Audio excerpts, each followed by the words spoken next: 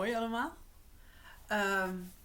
Zoals jullie zitten nu op mijn kanaal, dus je hebt de rest ook al gezien. Dat zijn allemaal korte verhalen met...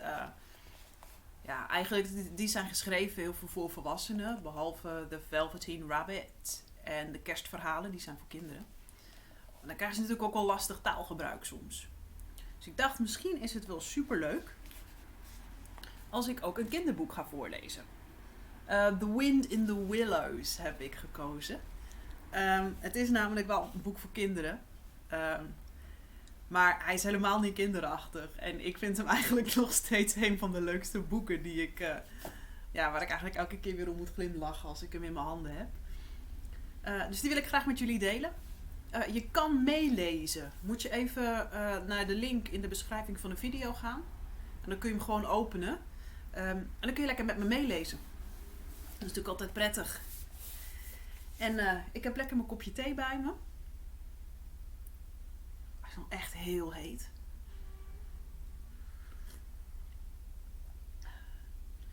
En, lekker comfortabel. Laten we beginnen. The Wind in the Willows by Kenneth Grahame. Chapter 1. The Riverbank. The mole had been working very hard all morning, spring cleaning his little home. First with brooms, then with dusters, then on ladders and steps and chairs, with a brush and a pail of whitewash, and pail is een grote emmer, till he had dust in his throat and eyes, and splashes of whitewash all over his black fur, and an aching back and weary arms. Spring was moving in the air above and in the earth below and around him, penetrating even his dark and lowly little house with its spirit of divine discontent and longing. It was a small wonder, then, that he suddenly flung down his brush on the floor and said, "Bother!" and "Oh, blow!" and also, "Hang spring cleaning!" and bolted out of the house without even waiting to put on his coat. Something up above was calling him imperiously, and he made for the steep little tunnel which answered in his case to the gravelled carriage drive owned by animals, whose residences are nearer to the sun and air. Hij is helemaal klaar met schoonmaken. Hij wil lekker naar buiten. So he scraped and scratched and scrabbled and scrooged, and then he scrooged again and scrabbled and scratched and scraped, working busily with his little paws and muttering to himself, up we go, till at last, pop, his snout came out into the sunlight, and he found himself rolling in the warm grass of a great meadow. This is fine, he said to himself. This is better than whitewashing. The sun struck hot on his fur. Soft breezes caressed his heated brow, and after the seclusion of the cellarage he had lived in so long, the carol of happy birds fell on his dulled hearing almost like a shout. Jumping off all his four legs at once, in the joy of living and the delight of spring without its cleaning, he pursued his way across the meadow till he reached the hedge on the further side. "Hold up," said an elderly rabbit at the gap. "Sixpence for the privilege of passing by the private road." He was bowled over in an instant by the impatient and contemptuous mole, who trotted along the side of the hedge, chaffing and the other rabbits as they peeped hurriedly from their holes to see what the row was about. Onion sauce, he remarked jeeringly, and was gone before they could think of a thoroughly satisfactory reply. Then they all started grumbling at each other. "How stupid you are! Why did you tell him? Well, why didn't you say? Well, you might have reminded him," and so on in the usual way, but of course it was then much too late, as is always the case. Hij rent zomaar alle konijnen voorbij die helemaal in de war zijn. It all seemed too good to be true. Hither and thither through the meadows he rambled busily, along the hedgerows, across the copses, finding everywhere birds building, flowers budding, leaves thrusting, everything happy and progressive and occupied. And instead of having an uneasy conscience pricking him and whispering, "Whitewash," he somehow could only feel how jolly it was to be the only idle dog among all these busy citizens. After all, the best part of a holiday is perhaps not so much to be resting yourself as to see all the other fellows busy working. He thought his happiness was complete when, as he meandered aimlessly along, suddenly he stood by the edge of a full-fed river. Never in his life had he seen a river before. This sleek, sinuous, full-bodied animal chasing and chuckling, gripping things with a gurgle and leaving them with a laugh, to fling itself on fresh playmates that shook themselves free and were caught and held again. It was a shake and a shiver, glints and gleams and sparkles, rustle and swell, chatter and bubble. The mole was bewitched, entranced, fascinated. By the side of the river he trotted as one trots when very small, by the side of a man who holds one spellbound by exciting stories. And when tired at last, he sat on the bank. Een bank is een rivieroever. He sat on the bank, while the river still chattered on to him, a babbling procession of the best stories in the world, sent from the heart of the earth, to be told at last to the insatiable sea. As he sat on the grass and looked across the river, a dark hole in the bank opposite, just above the water's edge, caught his eye, and dreamily he fell to considering what a nice, snug dwelling place it would make for an animal with few wants and fond of a bijou riverside residence. A bijou moet ik zelf zeggen. Riverside residence. Above flood level and remote from noise and dust. And as he gazed, something bright and small seemed to twinkle down in the heart of it, vanished, then twinkled once more like a tiny star. But it could hardly be a star in such an unlikely situation. It was too glittering and small for a glowworm. Then, as he looked, it winked at him, and so declared itself to be an eye, and a small face began gradually to grow up around it, like a frame round a picture. A brown little face with whiskers. A grave round face with the same twinkle in its eye that had first attracted his notice. Small, neat ears and thick, silky hair. It was the water rat. Then the two animals stood and regarded each other cautiously. "Hello, Mole," said the water rat. "Hello, Rat," said the Mole. "Would you like to come over?" inquired the rat presently. "Oh, it's all very well to talk," said the Mole rather pettishly, he being new to a river and riverside life and its ways. The rat said nothing, but stopped and unfastened a rope and hauled on to it, and then lightly stepped into a little boat which the Mole had not observed. It was painted blue outside and white within. It was just the size for two animals, and the Mole's whole heart went out to it at once, even though he did not yet fully understand its uses. De Mol die heeft natuurlijk nog nooit een boot gezien, maar hij vindt het nu al leuk.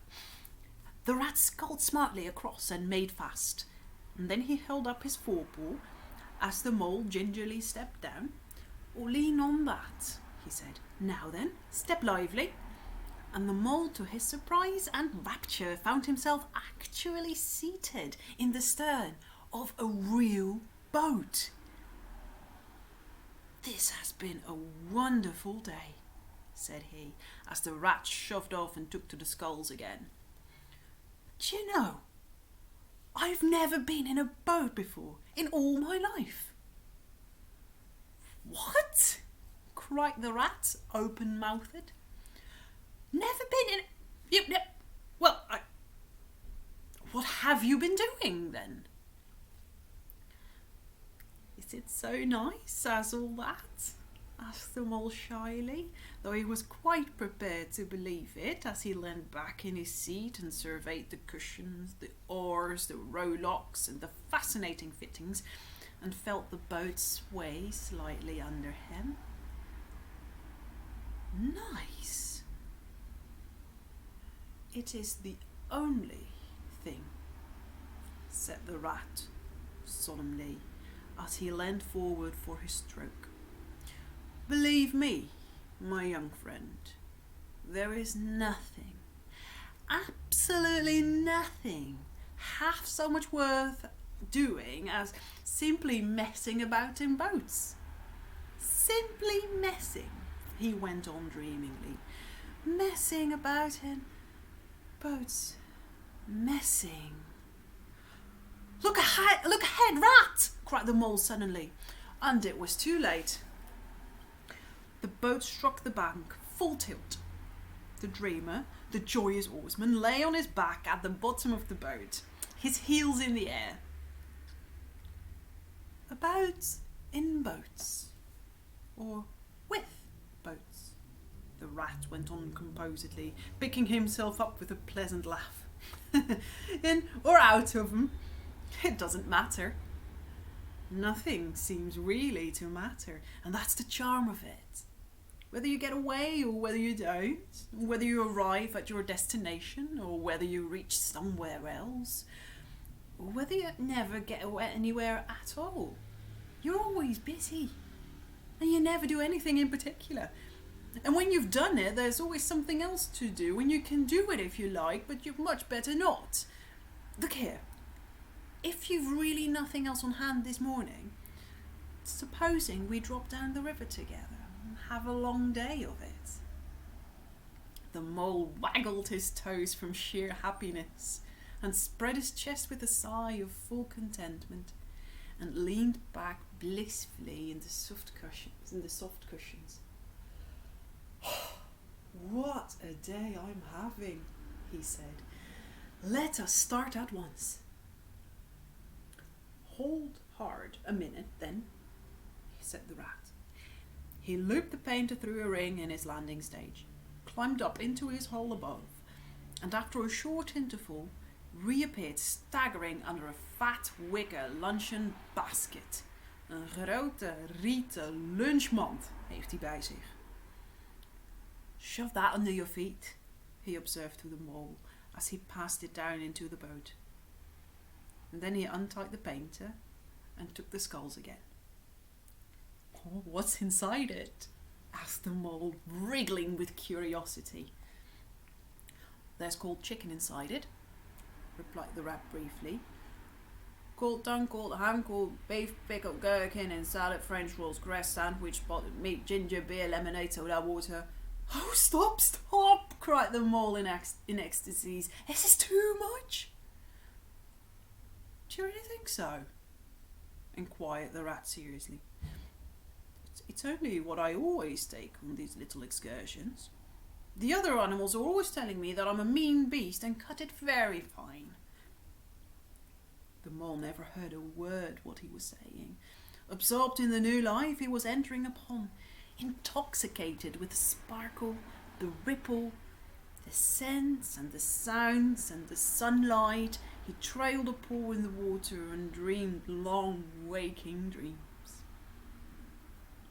The water rat, like the good little fellow he was, sculled steadily on and forbore to disturb him. I like your clothes awfully, old chap, he remarked after some half an hour or so had passed. I'm going to get a black velvet smoking suit myself some day, as soon as I can afford it.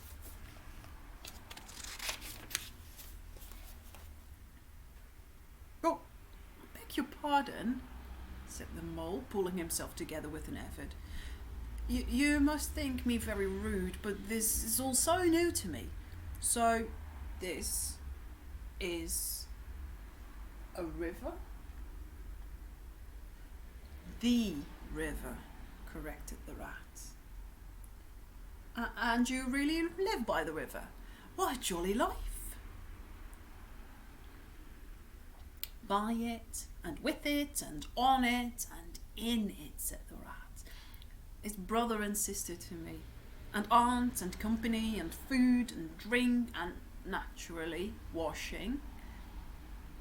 It's my world, and I don't want any other. What it hasn't got is not worth having, and what it doesn't know is not worth knowing. Lord, the times we've had together, whether in winter or summer, spring or autumn, it's always got its fun and its excitements. When the floods are on in February, and my cellars and basement are brimming with drink that's no good to me, the brown water runs by my best bedroom window. Or, again, when it all drops away and shows patches of mud that smell like plum cake. The rushes and weed clog the channels, and I can potter about dry shod over most of the bed of it, find fresh food to eat, things careless people have dropped out of boats. But isn't it a bit dull at times? The mole ventured to ask. Just you and the river. No one else to pass a word with. No one else to... Well, I mustn't be hard on you, said the rat with forbearance. You're new to it. And of course you don't know. The bank is so crowded nowadays that many people are moving away altogether. Oh no, it's not what it used to be at all. Otters, kingfishers, dabchicks, moorhens, all of them about all day long, and always wanting you to do something, as if a fellow had no business of his own to attend to. What lies over there? Asked the mole, waving a paw towards a background of woodland that darkly framed the water meadows on one side of the river. That? Oh, that's just a wildwood, said the rat shortly. You don't go there very much, we river bankers. Aren't they very nice people in there? Said the mole a trifle nervously. Well, replied the rat. Let me see. The squirrels are all right, and the rabbits. Some of them, but rabbits are a mixed lot. Oh, and there's Badger, of course. He lives right in the heart of it. Wouldn't live anywhere else either if you paid him to do it. Dear old Badger. Nobody interferes with him. They'd better not, he added significantly. Why? Who should interfere with him? Asked the mole. Well, of course, there are others, explained the rat in a hesitating sort of way. Weasels, and stoats, and foxes, and so on. They're all right in a way. I'm very good friends with them. Past the time of day when we meet and all that. But they break out sometimes, there's no denying it, and then, well, you can't really trust them. That's the fact. The mole knew very well that it is quite against animal etiquette to dwell on possible trouble ahead, or even to allude to it, so he dropped the subject. And beyond the wild wood again, he asked, where it's all blue and dim, and one sees what might be hills, or perhaps they're maned, and something like the smoke of towns, or is it only cloud drift? Beyond the wild wood comes the wide world, said the rat. Now, that's something that doesn't matter, either to you or me. I've never been there, and I'm never going. Nor you either. If you've got any sense at all. Don't ever refer to it again, please. Now then, here's our backwater at last, where we're going to lunch. Leaving the main stream, they now passed into what seemed at first sight like a little landlocked lake. Green turf sloped down to either edge. Brown snaky tree roots gleamed below the surface of the quiet water, while ahead of them the silvery shoulder and foamy tumble of a weir, arm in arm with restless dripping mill wheel, that held up in its turn a grey-gabled mill house, filled the air with a soothing murmur of sound, dull and smothery, yet with the little clear voices speaking up cheerfully out of it at intervals. It was so very beautiful that the mole could only hold up both forepaws and gasp, "Oh my, oh my, oh my." The rat brought the boat along the bank, made her fast, helped the still awkward mole safely ashore, and swung out the luncheon basket.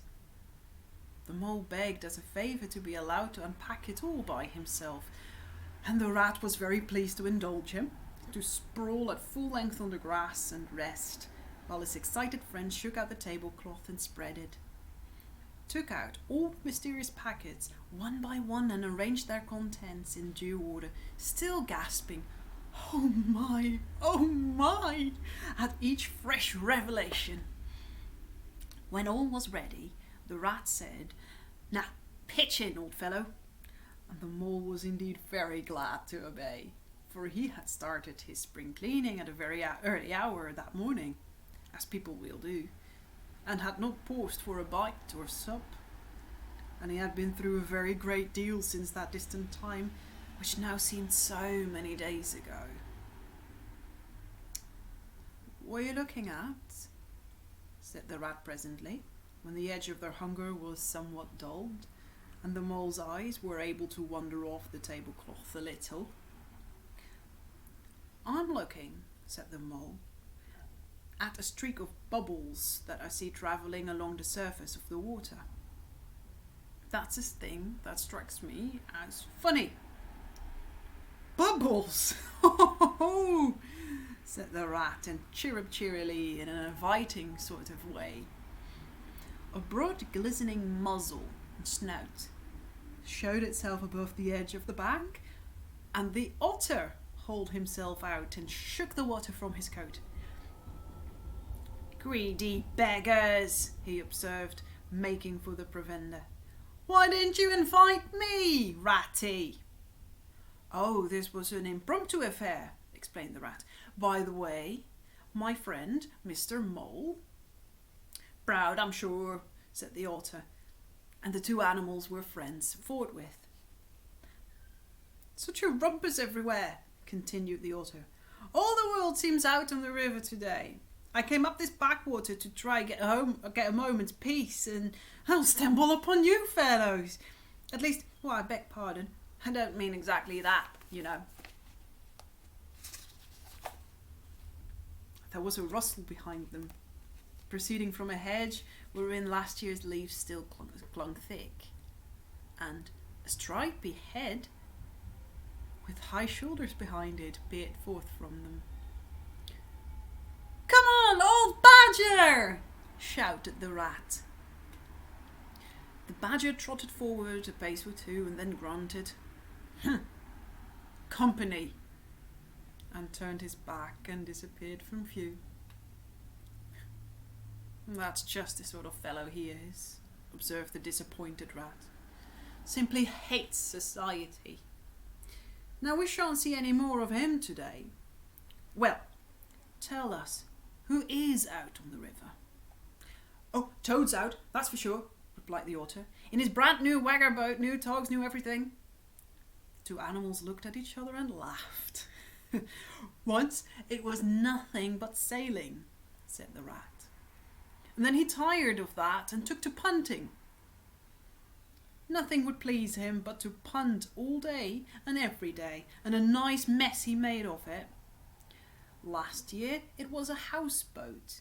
We all had to go and stay with him in his houseboat and pretend we liked it. He was going to spend the rest of his life in a houseboat.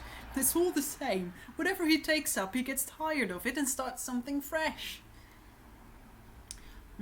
Such a good fellow too, remarked the otter reflectively, but no stability, especially in a boat. From where they sat, they could get a glimpse of the main stream across the island that separated them. And just then, a wager boat flashed into view. The rower, a short, stout figure, splashing badly and rolling a good deal, but working his hardest. The rat stood up and hailed him, but Toad, for it was he, shook his head and settled sternly to his work. He'll be out of the boat in a minute if he rolls like that, said the rat, sitting down again. Of course he will, chuckled the otter. Did I ever tell you that a good story about Toad and the lockkeeper? It happened this way. Toad... An errant mayfly swerved unsteadily athwart the current in the intoxicated fashion affected by the young bloods of mayflies seeing life. Mayflies zijn eendagsvliegjes. Die zijn natuurlijk altijd blij om het leven te zien. Die hebben er maar één. A swirl of water and gulp, and the mayfly was visible no more. Neither was the otter.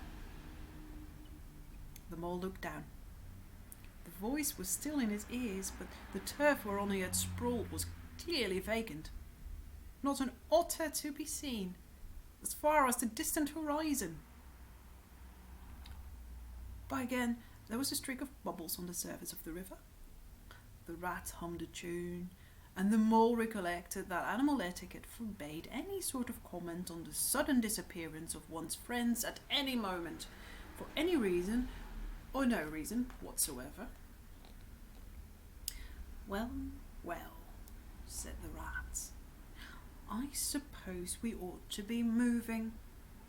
I wonder which of us had better pack the luncheon basket. He did not speak as if he was frightfully eager for the treat. Oh, let me, please, said the mole. So, of course, rat let him. Packing the basket was not quite such pleasant work as unpacking the basket. It never is. But the mole was bent on enjoying everything. And although just when he had got the basket packed and strapped up tightly, he saw a plate staring up at him from the grass, and when the job had been done again, the rat pointed out a fork, which anybody ought to have seen. And last of all, behold, the mustard pot, which he had been sitting on, without knowing it. Still, somehow, the thing got finished at last, without much loss of temper. The afternoon sun was getting low, as the rat sculled gently homewards in a dreamy mood, murmuring poetry things over to himself, and not paying much attention to Mole. But the mole was very full of lunch, and self-satisfaction, and pride, and already quite at home in a boat, so he thought, and was getting a bit restless besides, and presently he said, "Ratty, please, I want to row now." The rat shook his head with a smile. "Oh, not yet, my young friend," he said. "Wait till you've had a few lessons. It's not so easy as it looks." The mole was quiet for a minute or two, but he began to feel more and more jealous of Rat, sculling so strongly and so easily along, and his pride began to whisper that he could do it every bit as well. He jumped up and seized the sculls so suddenly that the rat was gazing out over the water and saying more poetry things to himself, was taken by surprise and fell backwards off his seat with his legs in the air for the second time, while the triumphant mole took his place, grabbed the sculls with entire confidence. "Stop it, you silly ass!" cried the rat from the bottom of the boat. "You can't do it! You'll have us over!" The mole flung his sculls back with a flourish and made a great dig at the water. He missed the surface altogether. His legs flew up above his head, and he found himself lying on top of the prostrate rat. Greatly alarmed, he made a grab at the side of the boat, and the next moment, sploosh! Over went the boat. He found himself struggling in the river. Oh my, how cold the water was, and oh, how very wet it felt. How it sang in his ears as he went down, down, down. How bright and welcome the sun looked as he rose to the surface, coughing and spluttering. How black was his despair when he felt himself sinking again. And then a firm paw gripped him by the back of his neck. It was the rat, and he was evidently laughing. The mole could feel him laughing, right down his arm and through his paw, and so in the mole's neck. The rat got hold of his skull and shoved it under the mole's arm. And then he did the same by the other side of him and, swimming behind, propelled the helpless animal to shore, hauled him out and set him on the bank. The squishy, pulpy lump of misery. And the rat had rubbed him down a bit and wrung some of the wet out of him. He said, "Now then, old fellow, trot up and down the towing path as hard as you can till you're warm and dry again, while I dive for the luncheon basket." So the dismal mole, wet without and ashamed within, trotted about until he was fairly dry, while the rat plunged into the water again, recovered the boat, righted her, made her fast, fetched his floating property to shore by degrees, and finally dived successfully for the luncheon basket and struggled to land with it. When all was ready for a start once more, the mole, limp and dejected, took his seat in the stern of the boat, and as they set off, he said in his low voice, broken with emotion, "Ratty, my generous friend, I'm so very sorry indeed for my foolish and ungrateful conduct. My heart quite fails me when I think of how I might have lost that beautiful luncheon basket. Indeed, I've been a complete ass, and I know it. Will you overlook it this once and forgive me, and let things go on as before?" "That's all right, bless you," responded the rat cheerily. "What's a little wet to a water rat? I'm more in the water than out of it most days. Don't you think any more about it. And look here, I really think you'd better come and stop with me for a little while. It's very plain and rough, you know, not like Toad's house and all. You haven't seen that yet. Still, I can make you comfortable. And I'll teach you to row and to swim, and you'll soon be as handy on the water as any of us." The mole was so touched by his kind manner of speaking that he could find no voice to answer him, and he had to brush away a tear or two with the back of his paw. But the rat kindly looked in another direction, and presently the mole's spirits revived again. He was even able to give some straight back talk to a couple of moor hens who were sniggering at each other about his bedraggled appearance. When they got home, the rat made a bright fire in the parlour and planted the mole in an armchair in front of it, having fetched down a dressing gown and slippers for him, and told him river stories till supper time. Very thrilling stories they were, too, to an earth-dwelling animal like mole.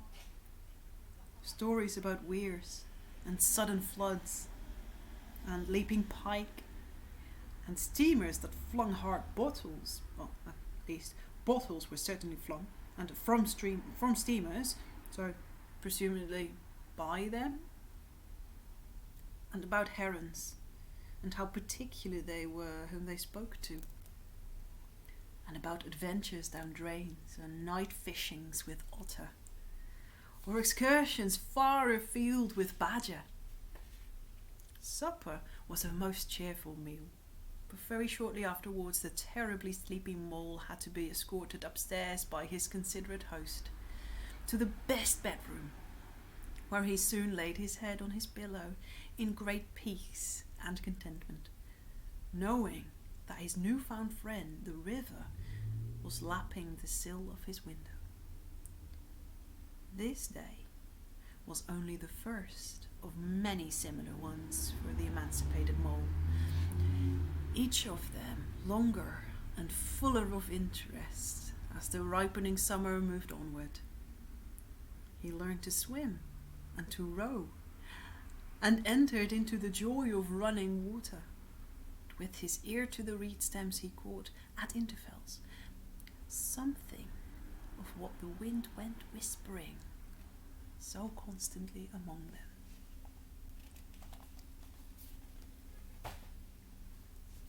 Next time, we'll do chapter 2.